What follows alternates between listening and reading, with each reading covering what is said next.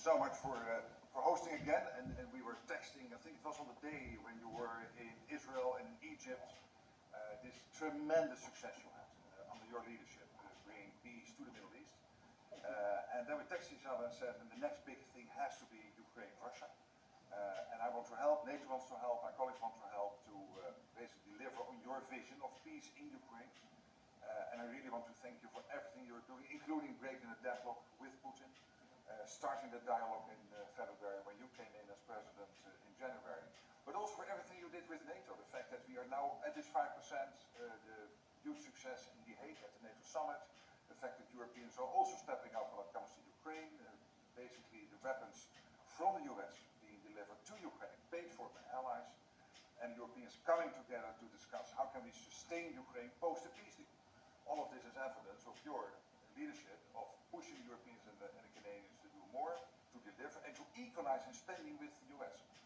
So on all of this, and today we will talk more on how we can really bring Ukraine to the next phase and get this terrible war, and all the bloodshed. We canceled the meeting with President Putin. It didn't feel right to me. It didn't feel like we were going to get to the place we have to get, so I canceled it. But we'll do it in the future. But next week we'll be with many of you in those locations that I told you. Then it's back to Washington. So thank you very much, everybody. Yeah. Sanctions against Russia right now. I just felt it was time. We waited a long time. I thought that we'd go long before the Middle East. And Mark, as you know, we did the Middle East +7. So we did 7 different wars from Pakistan and India to so many. Azerbaijan, Armenia. Which they said was impossible to do. All these wars I did, and the one that we have left, we have 1 left. It'll be 9. We have 1 left, and I think we'll get that done too. I think we're on our way to getting it done. We have to. Mr. President, do you have a timeline for when you think this war is going to be over? Because of your... No, I don't have a timeline. You can't have it. In war, it's hard to have a timeline. So many things happen in war. Go ahead. Well, the problem with the Tomahawk that a lot of people don't know, it'll take a minimum of 6 months, usually a year, to learn how to use them. They're highly complex. So the only way a Tomahawk is going to be shot is if we shot it, and we're not going to do that. But there is a tremendous learning curve with the Tomahawk. It's a very powerful weapon, very accurate weapon, and maybe that's what makes it so complex. But it will take a year. It takes a year of intense training to learn how to use it. And we know how to use it, and we're not going to be teaching other people. It will be too far out into the future. Well, I think that in terms of honesty, the only thing I can say is every time I speak with Vladimir, I have good conversations, and then they don't go anywhere. They just don't go anywhere. So in that sense, but no, look, he's fighting a war. He's in a war. It's 2 very competent sides, and that's the way war is. You never know with war, but I would say that it's time to make a deal. A lot of people are dying. You know, they're not Americans, but they're people. They're souls, and they're dying by the thousands. Worst since World War II, and we really should stop it. And to your other question, please. Sorry, to your other question, this has been consistent from this president when we first met again after your re-election in Mar-a-Lago in November. You said we have to stop the killing. This is close to your heart, and this is your vision. That's why this war needs to end. When it comes to Tomahawks, whatever system, it's up to individual nations to decide whatever they want to supply to Ukraine. NATO doesn't take a position, but I can assure you this. When the president called me in July and said we want to again send weapons into Ukraine, paid for by our allies, the Canadians and the Europeans, that was an important moment. And that is now taking place, and the ambassador and myself, we're working hard at this. Already a couple of $2 billion of weaponry into Ukraine from the US, paid for by allies. So I'm not going to comment on the Tomahawks, but when it comes to the US and all the support for Ukraine, it is there and it is close to the president's heart, and I know it.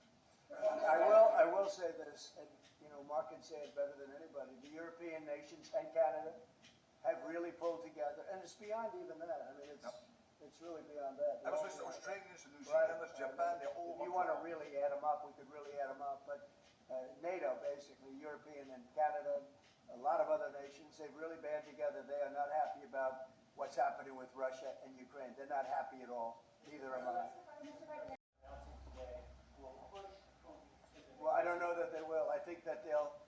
certainly have an impact. They're massive sanctions, and sanctions on oil. The two biggest oil companies, among the biggest in the world, but they're Russian. They do a lot of oil. And hopefully it'll push, hopefully he'll become reasonable, and hopefully Zelensky will be reasonable too. You know, it takes two to tango, as they say. And we're going to find out. They hate each other. These two people hate each other. You know that better than anybody. And it makes it more difficult than it should be. This should be easier to do. But the level of hatred between Zelensky and Putin is very substantial. Could I add one thing? What the president is doing today with these sanctions is putting more pressure, of course, on both parts, in this case of Russia. It's all about changing the calculus, making sure that Putin understands that the president's vision this weekend of having a ceasefire, stop where they are, as you literally said, that this has to be step one now.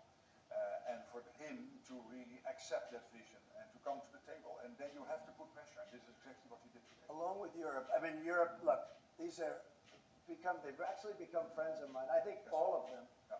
We have a very close relationship, and they want to see it end too. They really want to see it end.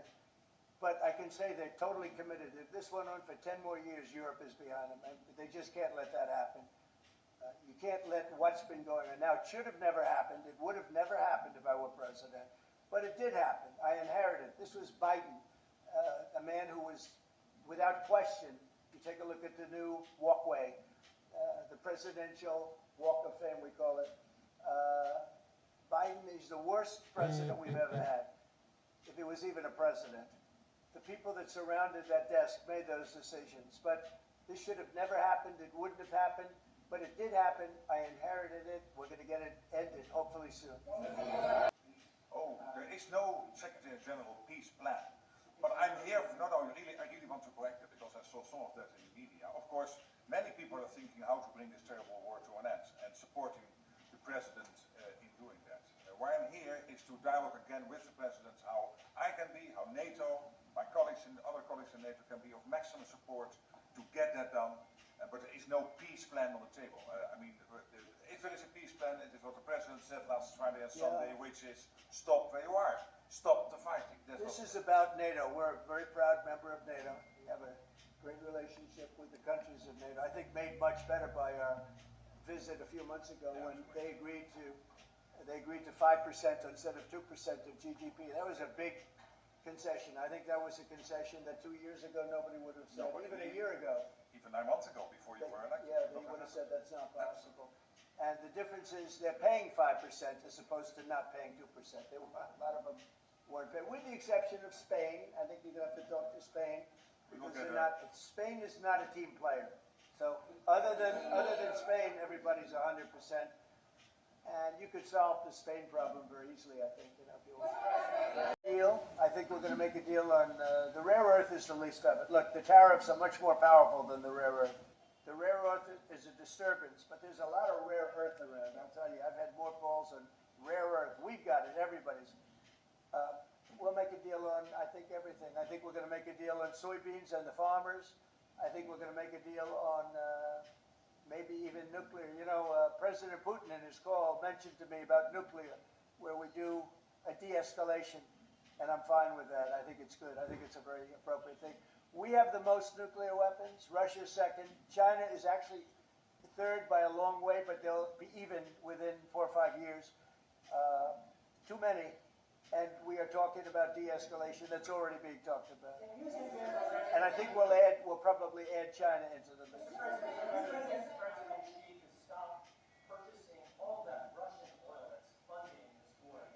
Well, I think I'll be talking to him about it. I think it's a little bit of a different talk. India, as you know, has told me they are stop. You know, it's a process. You can't just stop it. But by the end of the year, they'll be down to almost nothing. That's a big thing. There was almost 40% of the oil. India, they've been great. Spoke to Prime Minister Modi yesterday. They've been absolutely great. China's a little bit different. You know, a little bit different relationship they have with Russia. It was never good, but because of Biden and Obama, they got forced together. They should never have been forced together, but they're a little bit forced. But they're by nature, they're not. They can't be friendly. They can't be friendly. By nature, I hope they are friendly, frankly, but they can't be. You should not have forced Russia and China together. And Biden did that, and Obama did that. They forced them together because of energy, because of oil. And so they are closer than they would normally be. I think I'll probably be talking about it. What I'll really be talking to them about is how do we end the war with Russia and Ukraine, whether it's through oil or energy or anything else. And I think he's going to be very receptive. He would now like to. I'm not sure that he did at the beginning.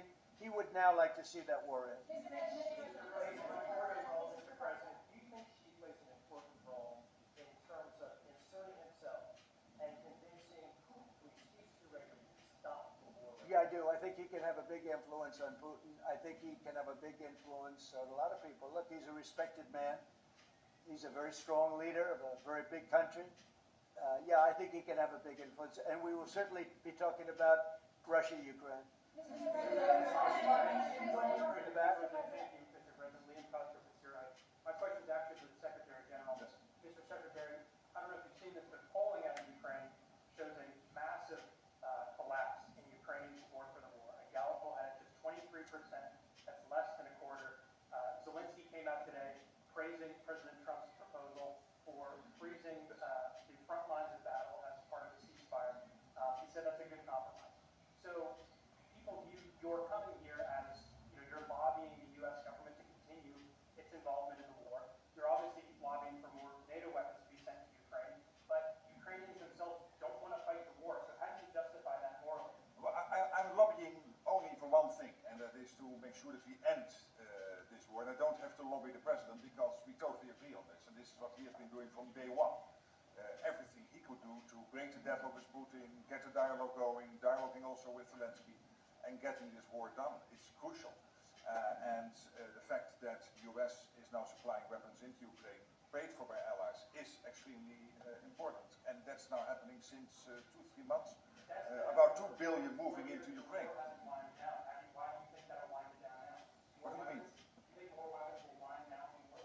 No, I mean, there's more to be done. So what you need, what the president said this weekend, stop where you are, so basically do a ceasefire and then have all your discussions about territory and whatever. But still first, stop the war. This is what you said on Friday and on Sunday. It's a war. I mean, your question's really a fair one. It's a war that should have never started. And And you know how I feel about it. But it's a war war. that should have never started. And we're not selling any weapons to Ukraine. We're selling them to NATO, which is different from before with Biden. He just gave $350 billion worth of weapons and cash right into Ukraine, and that was so foolish. But we sell them to NATO, and in theory, you can do what you want with them. It doesn't have to be Ukraine, but probably it is mostly. No, what nations are doing now is buying from this program and making sure that the supplies in Europe. Ukraine, to Europeans and Canadians. And for example, these are interceptors for the Patriot systems, crucial to protect the cities. Today, again, a Russian attack has killed children, at least seriously wounded children in kindergarten in Ukraine. So we need to make sure that the air defense systems are in place, and we need the US systems to do that, and the Europeans are paying for that. And this is exactly the type of actions we needed, and the president is doing that and trying everything to get this war to an end, starting with the ceasefire.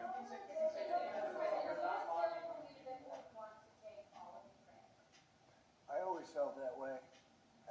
I always felt he wanted to. When I was in my first term, I was very close to him, relatively speaking. It was harder because of the Russia hoax. But I would talk to President Putin about Ukraine, and it was the apple of his eye. I'd say it was the apple of his eye, but it would have never happened. He knew the consequences were too great. When we had a rigged election and all of a sudden I wasn't there, he said, wow. I think he looked at Afghanistan, how horribly that was handled, so stupidly. And I think that really gave him a little additional, incentive. I always felt he wanted the whole thing, not a piece of it. But I think now he's willing to negotiate a little bit further, and I think he's willing to make a deal. We'll see.